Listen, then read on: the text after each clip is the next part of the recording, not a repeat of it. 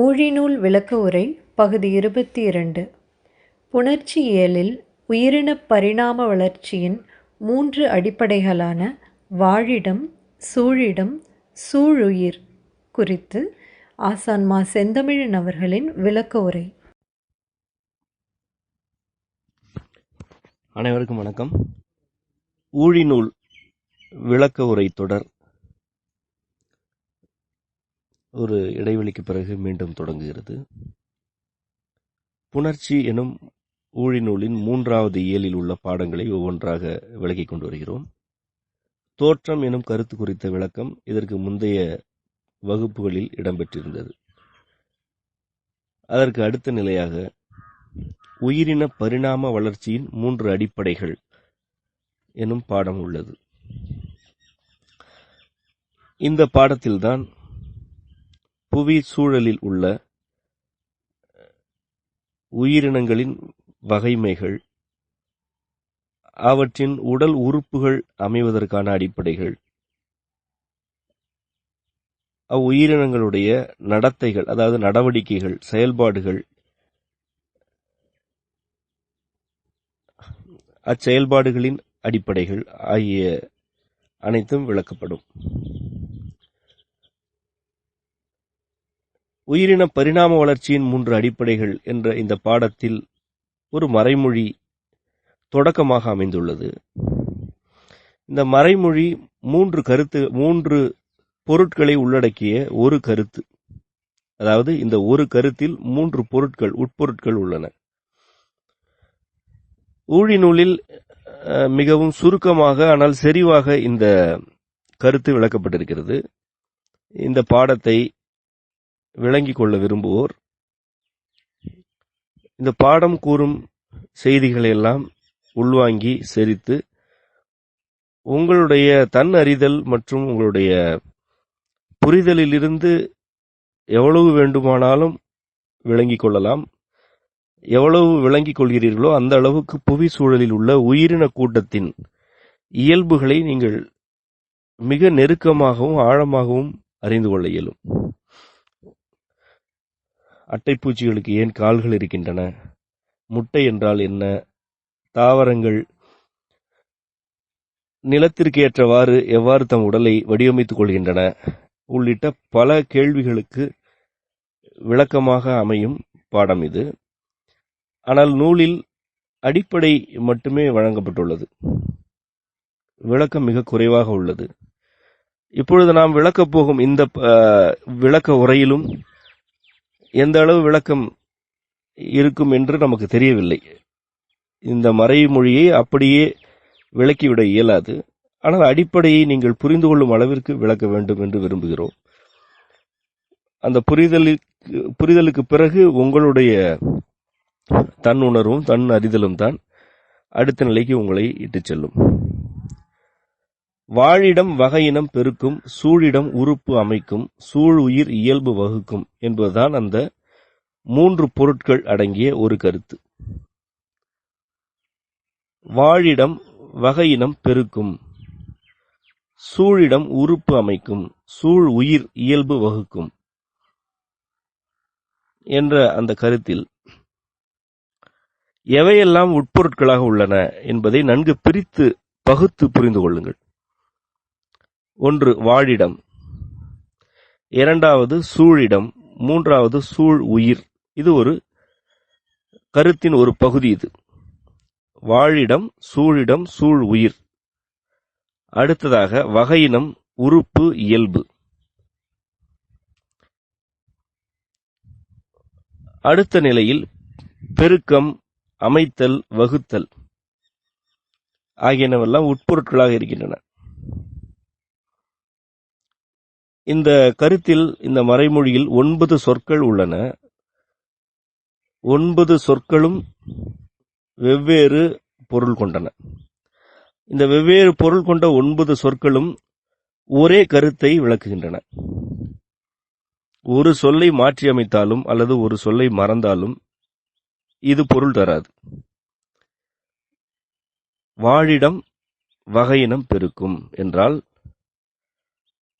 வாழிடம் உயிரினங்களுடைய வகை இனத்தை பெருக்கும் என்று பொருள்.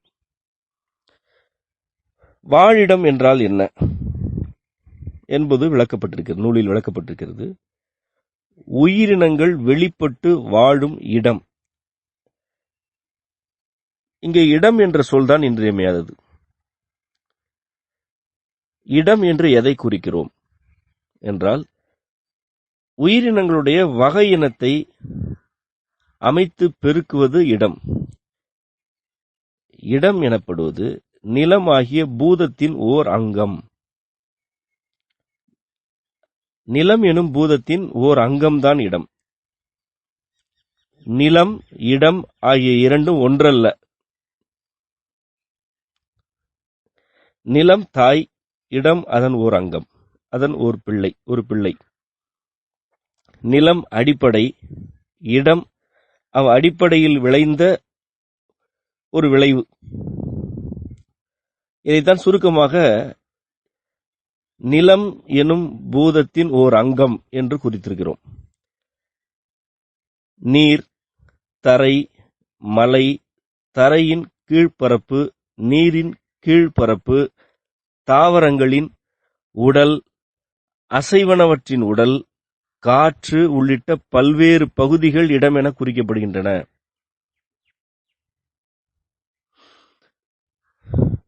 இடம் என்ற சொல்லால் இவ்வளவும் குறிக்கப்படுகின்றன. பொதுவாக இடம் என்றால் நீர் அற்ற பகுதிகளை இடம் என்று புரிந்து கொள்ளும் வழக்கம் உள்ளது. ஆனால் இங்கு நீரின் மேற்புறம், கீழ்ப்புறம் யாவுமே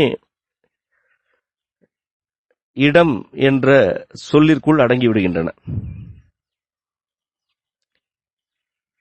தாவரங்களின் உடலும் அசைவனவற்றின் உடலும் கூட இடம்தான் என்று குறிக்கப்பட்டுள்ளது.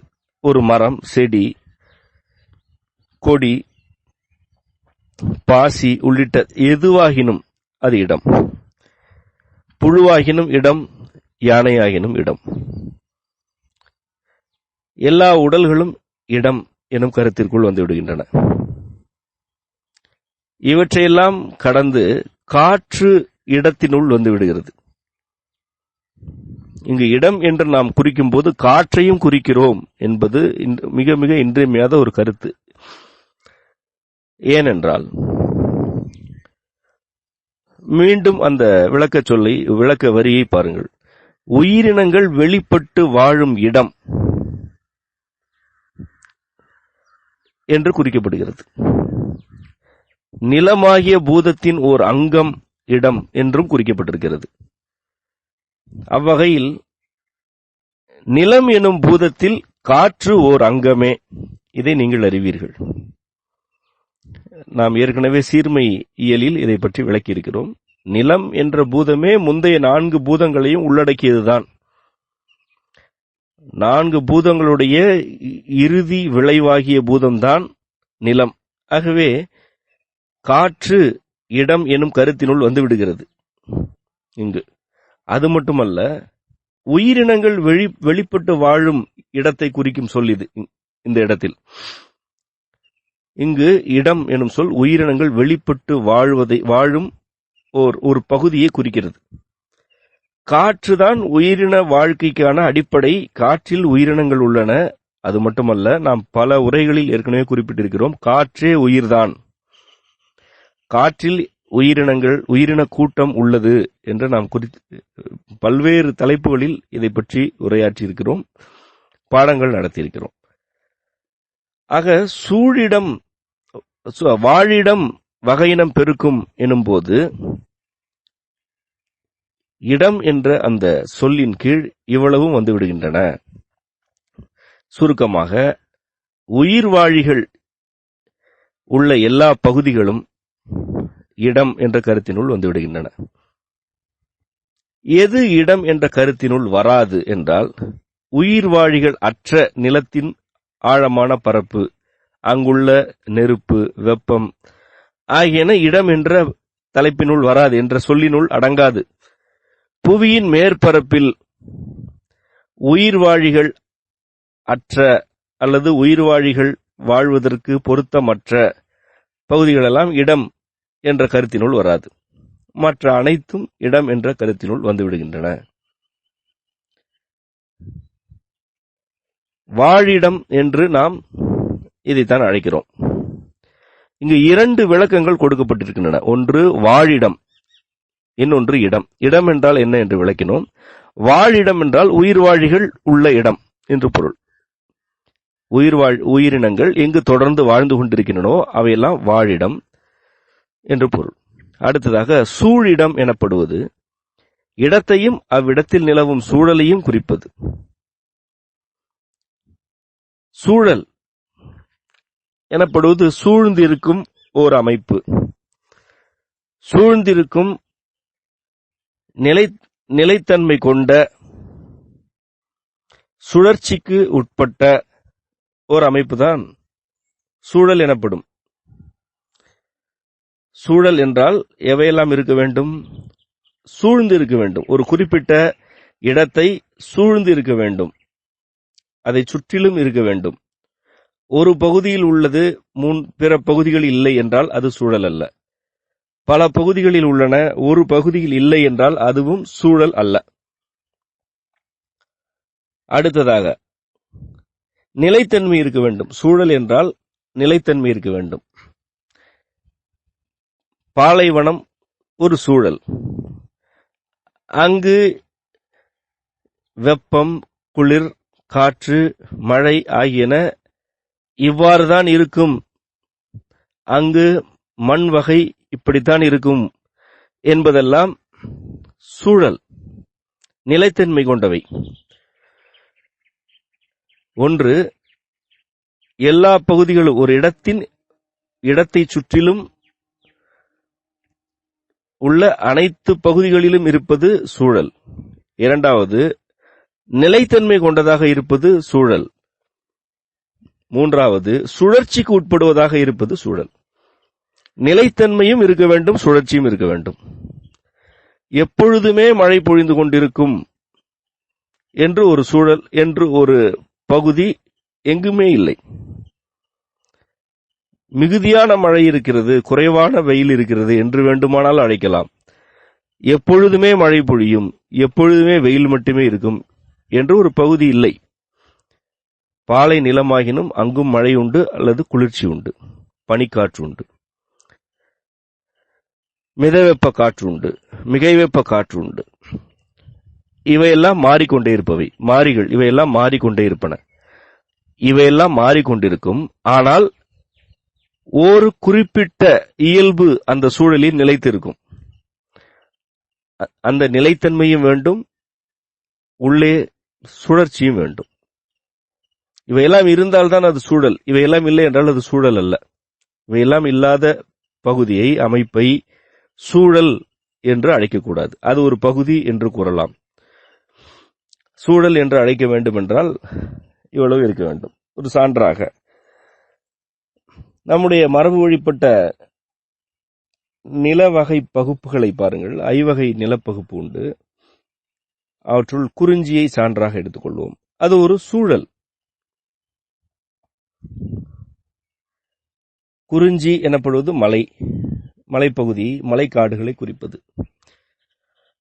அங்கு அதை சுற்றிலும் உயிரின கூட்டம், காற்றின் தன்மை, வெப்பத்தின் தன்மை, மழையின் தன்மை ஆகியனவெல்லாம் சுற்றிலும் அமைந்துள்ளன.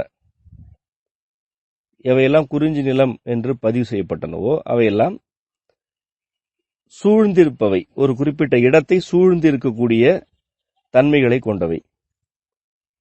இரண்டாவதாக நிலைத்தன்மை உண்டு. இந்த மலை இவ்வகையான வெப்பநிலையில் இருக்கும், இவ்வகையான குளிர்நிலையில் இருக்கும் என்ற நிலைத்தன்மை உண்டு. மூன்றாவதாக சுழற்சிக்கு உட்படுபவை. பருவங்களுக்கு ஏற்ப ஐம்பூத சுழற்சி இருக்கும். குறிப்பாக ஐம்பூத சுழற்சி என்று அழைப்பதை விட வெப்பம், குளிர் ஆகியவற்றின் சுழற்சி இருக்கும், சுழற்சிக்கு உட்படும். இதுதான் சூழல் எனப்படுவது. இதே போல நெய்தல் ஒரு சூழல். எதை சூழல் என்று அழைக்கக்கூடாது என்றால், சமவெளியில் உள்ள ஒரு வனப்பகுதியையும் மலைப்பகுதியின் ஒரு பகுதியையும் மலைகளின் ஒரு பகுதியும் இணைத்து ஒரு சூழல் என்று அழைக்கக்கூடாது.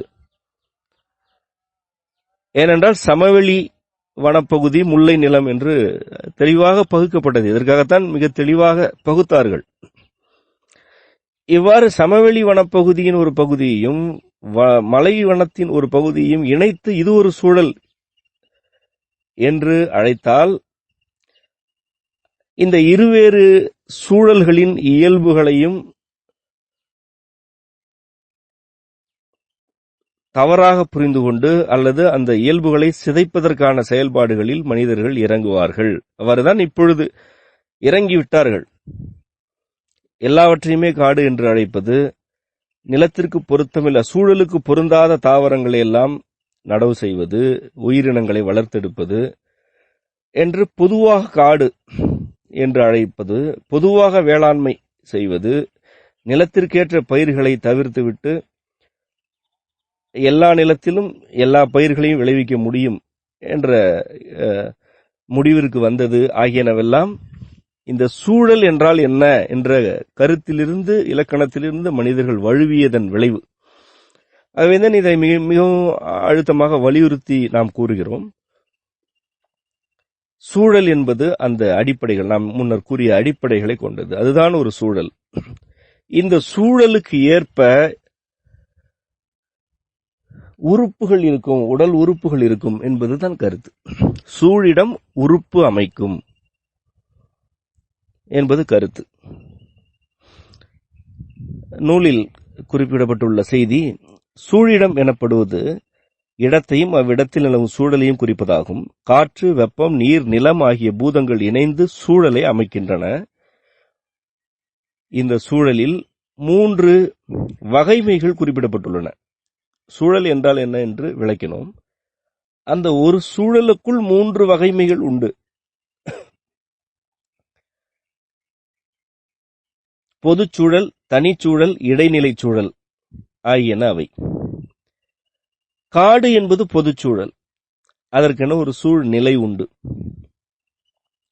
அக்காட்டின் பல்வேறு பகுதிகள் இடைச்சூழல். ஒரு மரத்தின் கீழ் அல்லது புதரின் கீழ் அமைவது தனிச்சூழல். மரத்தின் உட்புறம் அமைவதும் அசைவனவற்றின் உடல்களில் அமைவதும் தனிச்சூழல். இடைச்சூழல் எனப்படுவது பொதுச்சூழலில் வாழும் உயிரினங்கள் தம் தனிச்சூழலை தக்க வைப்பதற்கேற்ற அமைப்பு. ஏற்கனவே சூழல் என்றால் என்ன என்ற இலக்கணத்தை நீங்கள் புரிந்து கொண்டிருந்தீர்கள் என்றால் இன்னும் நீங்கள் உள்நோக்கி வாருங்கள். சூழல் எது என்று நீங்கள் விளங்கிக் கொண்டீர்கள். இப்பொழுது நீங்கள் ஒரு காட்டில் இருக்கிறீர்கள். இந்த காடு ஒரு சூழல் என்பதை நீங்கள் புரிந்து கொண்டீர்கள். இந்த சூழலுக்கு வெளியே இருக்கும் நிலப்பகுதி எது என்பதும் உங்களுக்கு தெரியும். இந்த காட்டின் எல்லா பகுதிகளுக்கும் நீங்கள் செல்கிறீர்கள். ஒரு குறிப்பிட்ட இடத்தில் அடியெடுத்து வைத்த பிறகு இந்த இடத்தோடு காட்டின் சூழல் முடிவுக்கு வந்துவிட்டது, இதுதான் காட்டுச் சூழலின் எல்லை என்பதை நீங்கள் புரிந்து கொள்கிறீர்கள். தாவரங்களின் வகையை பார்த்து இதை புரிந்து கொள்ளலாம். மண்ணின் தன்மையை பார்த்து புரிந்து கொள்ளலாம். இவை எல்லாவற்றையும் விட இன்றியமையாததாக காற்றின் தன்மையை வைத்து இந்த சூழல் எவ்வாறு இருக்கிறது, சூழல் எல்லைக்கு வந்துவிட்டதா அல்லது சூழலுக்குள் தான் இருக்கிறோமா என்பதை நீங்கள் புரிந்து கொள்ளலாம். இப்படி எல்லா பகுதிகளுக்கும், காட்டின் எல்லா பகுதிகளுக்கும் சென்று அதன் எல்லையை நீங்கள் தொட்டுவிட்டீர்கள். உங்களுக்கு தெரியும் இந்த காட்டின் சூழல் எது என்று உங்களுக்கு தெரியும். இப்பொழுது காட்டின் மையத்திற்கே வந்து விடுகிறீர்கள். நீங்கள் எல்லையை தொட்டுவிட்டு திரும்பிய வரையில் இந்த சூழலின் 3 வகைமைகளை நீங்கள் பார்த்து விட்டீர்கள், நீங்கள் கண்டுவிட்டீர்கள். ஆனால் அதை இன்னும் நீங்கள் புரிந்து கொள்ளவில்லை. நீங்கள் பொதுச்சூழல் என்று ஒன்றை நீங்கள் அறிந்து கொண்டீர்கள். பொதுச்சூழல் என்பது என்ன? காடு முழுவதும் நிலவுவது பொதுச்சூழல். காடு முழுவதும் பொழியும் மழை அது பொதுச்சூழல். அந்த காடு முழுவதும் பொதுவான வெப்பம் எவ்வளவு இருக்கிறது என்பது பொதுச்சூழல். அக்காடு முழுவதும் வீசும் காற்றின் தன்மை என்ன என்பது பொதுச்சூழல். அடுத்ததாக இடைச்சூழல் என்று ஒன்றையும் நீங்கள் கண்டீர்கள், உங்களுடைய உணர்ச்சிகளால் உணர்ந்தீர்கள். காட்டில் செல்லும் போது ஒரு குறிப்பிட்ட பகுதி மிகுதியான குளிர்ச்சியில் இருக்கும், அல்லது மிகுதியான நீர் தேங்கி இருக்கும், அல்லது சில வேளைகளில் வெம்மை மிகுதியாக இருக்கும். அது இடைச்சூழல். இவ்வாறான இடைச்சூழல் நிலைகள் காட்டின் பல இடங்களில் இருக்கும். எண்ணற்ற இடைச்சூழல் நிலைகள் காட்டில் உண்டு. வெளிப்பாடுகளை கொண்டு இதை அறிந்து கொள்ள வேண்டும் என்றால், காட்டில் ஓரிடத்தில் பரந்த புல்வெளி இருக்கிறது, இன்னொரு இடத்தில் புதர்கள் இருக்கின்றன, இன்னொரு இடத்தில் குறுமரங்கள் இருக்கின்றன, வேறொரு இடத்தில் நெடுமரங்கள் இருக்கின்றன, சில இடங்களில் கரடுகள் இருக்கின்றன, சில இடங்களில் குட்டைகள் இருக்கின்றன. இவையெல்லாம் இடைச்சூழல்.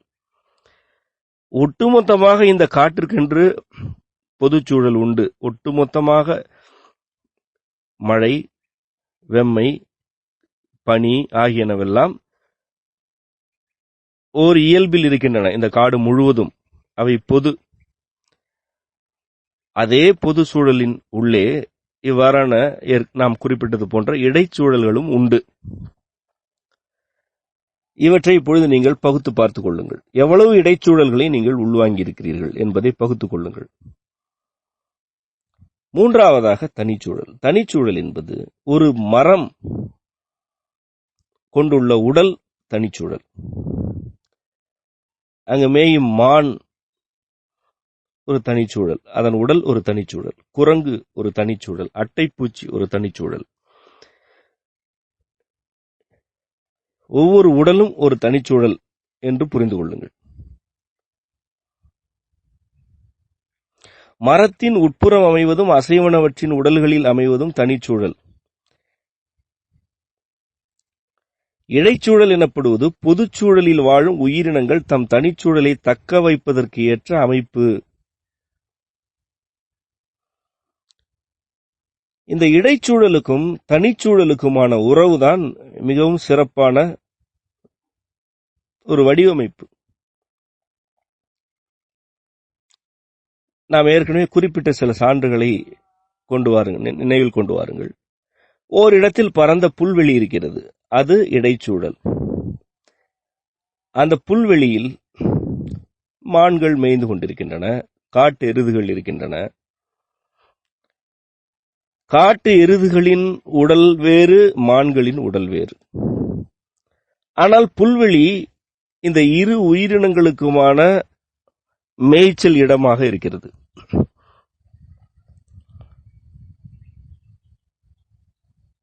சிறுத்தைகளின் உடல் வேறு, புலிகளின் உடல் வேறு.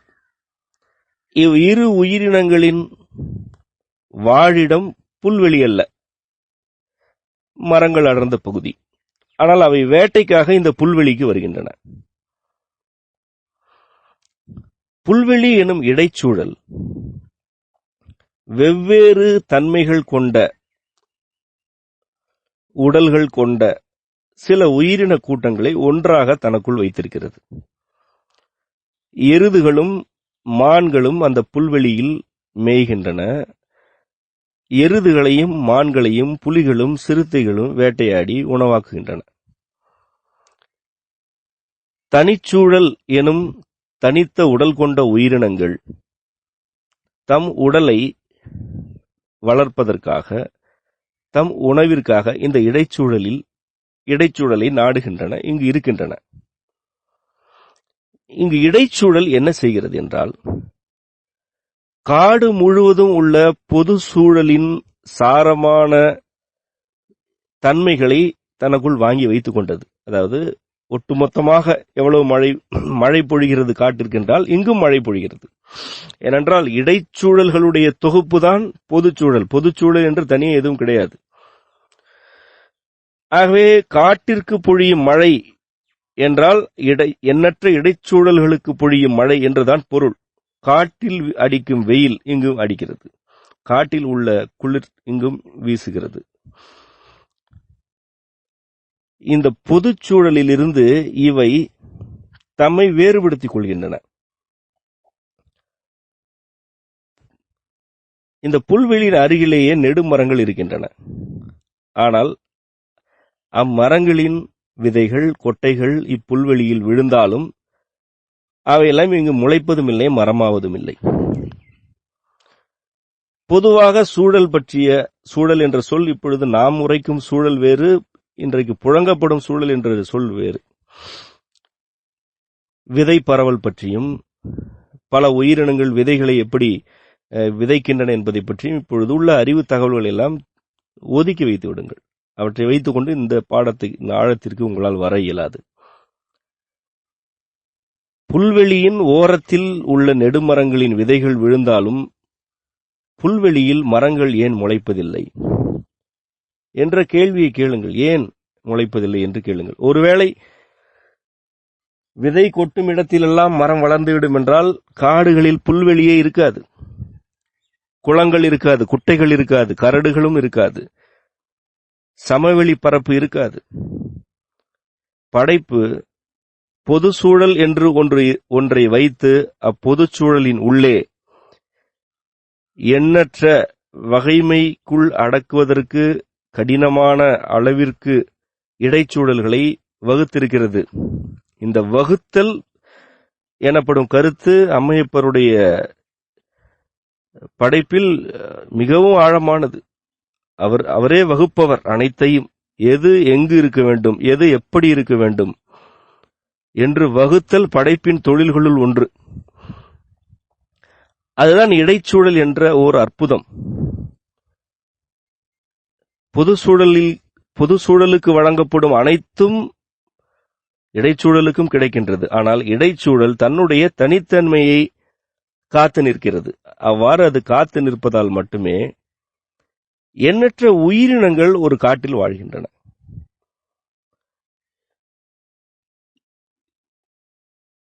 ஒவ்வொரு உடலும் தனிச்சூழல் என்று குறிப்பிட்டோம். ஒரு தாவரத்தின் உட்புறம் முற்றிலும் வேறான சூழல், அது ஒரு தனிச்சூழல். அங்குள்ள உயிரின கூட்டமே வேறு, அங்குள்ள வெப்பநிலை வேறு, அங்குள்ள புழுக்கம், அங்கு புழுக்கம் மிகுதி. தாவரத்தின் உள்ளே சென்றால் புழுக்கமாக இருக்கிறது. புழுக்கம் என்றால் எப்பொழுதும் குளிர்ச்சியும் வெம்மையும் பிணைந்திருக்கும் நிலை. அவ்வாறான ஒரு நிலையான புழுக்கத்தை மரத்திற்கு, ஒரு தாவரத்திற்கு வெளியே எங்குமே காண இயலாது. எங்குமே அப்படி இல்லை. தாவரத்தின் உள்ளே இருக்கும் புழுக்கம் வேற எங்குமே இருக்காது.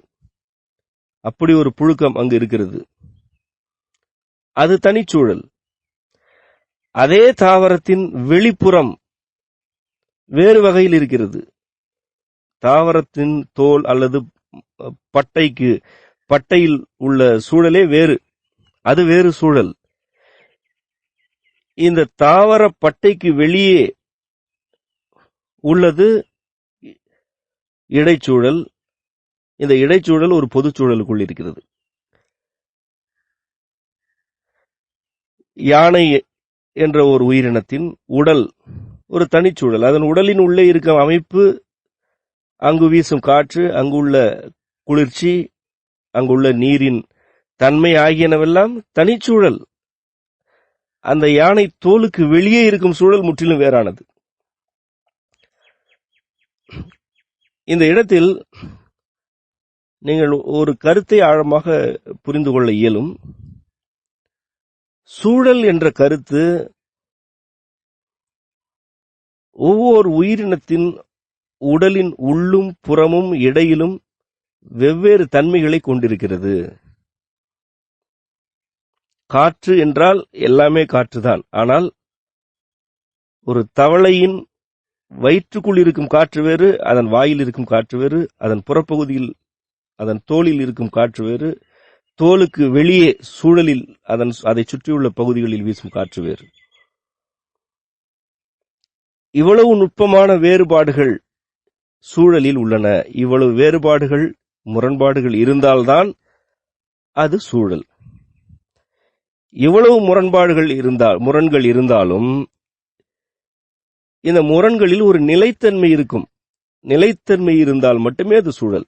நிலைத்தன்மை இருந்தால்தான் உயிரினங்களுடைய வாழ்க்கை அமையும். வாழிடம் வகையினம் பெருக்கும், சூழிடம் உறுப்பு அமைக்கும் என்ற அந்த மறைமொழியுடைய சாரமான கருத்துகளுக்கு நாம் இன்னும் வரவில்லை. இதுவரை நாம் இடம் என்றால் என்ன, சூழல் என்றால் என்ன என்பதை பற்றித்தான் விளக்கியிருக்கிறோம். இது ஒரு இலக்கணம், மிக மிக செறிவான இலக்கணம். இந்த இலக்கணத்தை நீங்கள் இந்த அளவிற்கு ஆழமாக புரிந்து கொண்டால்தான் வகையினத்தை பெருக்குவதல் என்றால் என்ன, இயல்பு என்றால் என்ன, அது எவ்வாறு அமைக்கப்படுகிறது என்பவற்றையெல்லாம் நீங்கள் விளங்கிக் கொள்ள இயலும். இந்த அளவிற்கு இந்த பாடத்தை நீங்கள் உள்வாங்கிக் கொள்ளுங்கள். மீண்டும் இதன் தொடர்ச்சியான பாடத்தில் சந்திப்போம். நன்றி.